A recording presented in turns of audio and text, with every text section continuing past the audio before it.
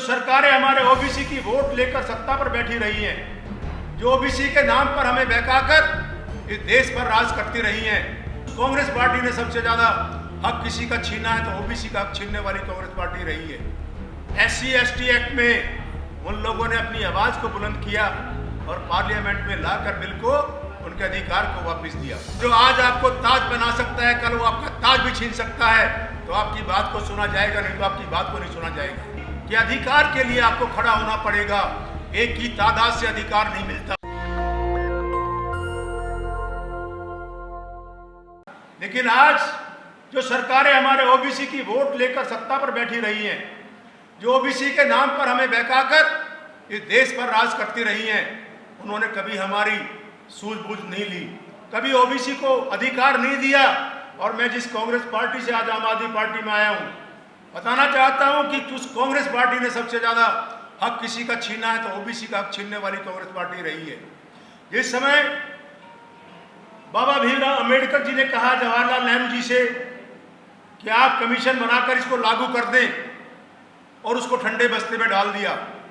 और जब हमारे बीपी मंडल जी ने अपनी रिपोर्ट 80 में जब दी, उस रिपोर्ट को भी उस समय की प्रधानमंत्री जब मोरारजी देसाई जी हट गए, स्वर्गीय इंदिरा गांधी जी थी, उन्होंने ठंडे बस्ते में डाल दिया।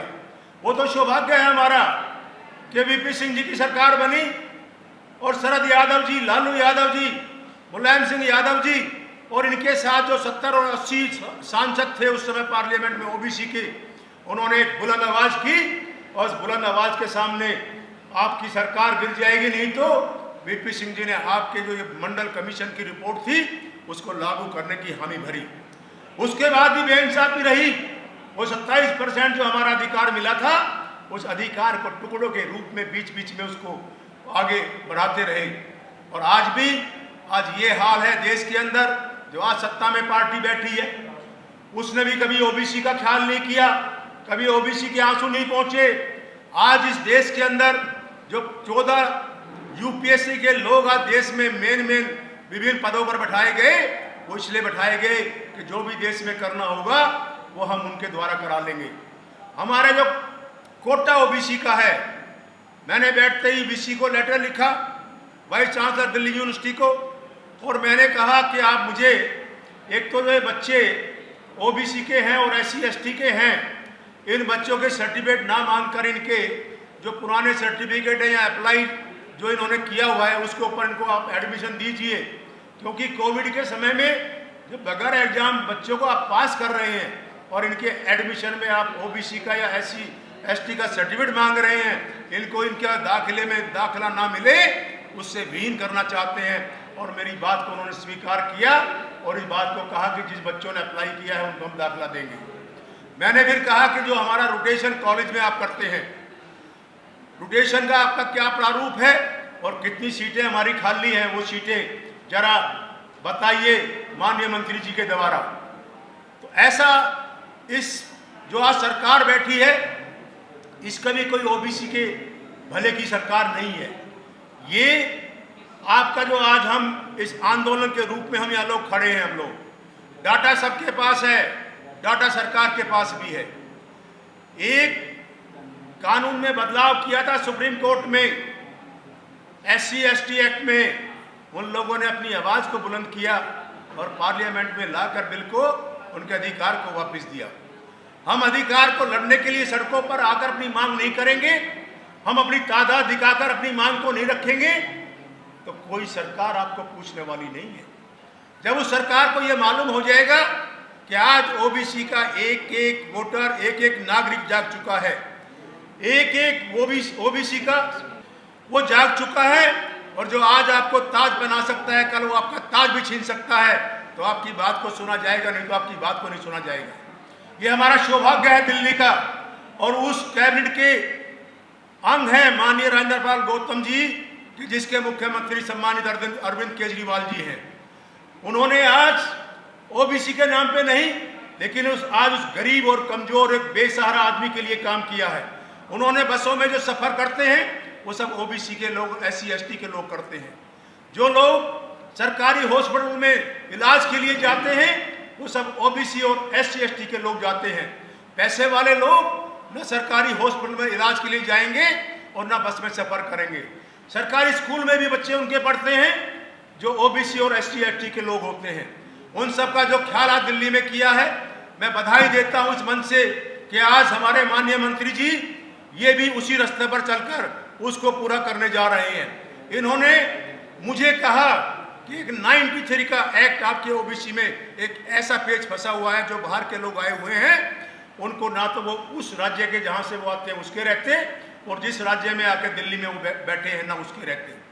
इसको आपने खत्म करना है। और मैंने इनसे रिक्वेस्ट की कि जी उसके लिए मैं तैयार हूं। इन्होंने उसी समय अपने कानून के जो हमारे विशेषज्ञ है सरकार के, जो हमारा कानून मंत्रालय जो है, वहाँ फ़ोन करके कहा कि मुझे इसकी जल्दी से जल्दी कानूनी सलाह की एक रिपोर्ट बनाकर मुझे दो कि मैं किस तरह से जो 93 का एक ओबीसी के सर्टिफिकेट बनने के जो बाहर के लोग इस देश में, देश के विभिन्न राज्यों के लोग जो आज दिल्ली में आए हुए हैं, जो उनका अधिकार ओबीसी का मर रहा है, उनका मैं हक किस तरह से दे सकूं, वो पीड़ा माननीय राजेंद्र पाल गौतम जी के हाथों में, इनके दिल में है।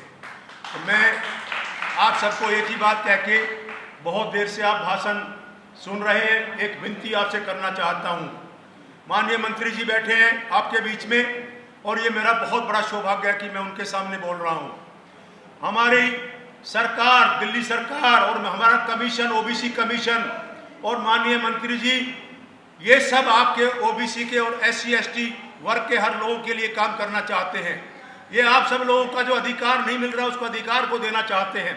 वो अधिकार आपका तब मिलेगा जो मैंने बात कही कि अधिकार के लिए आपको खड़ा होना पड़ेगा, एक ही तादाद से अधिकार नहीं मिलता।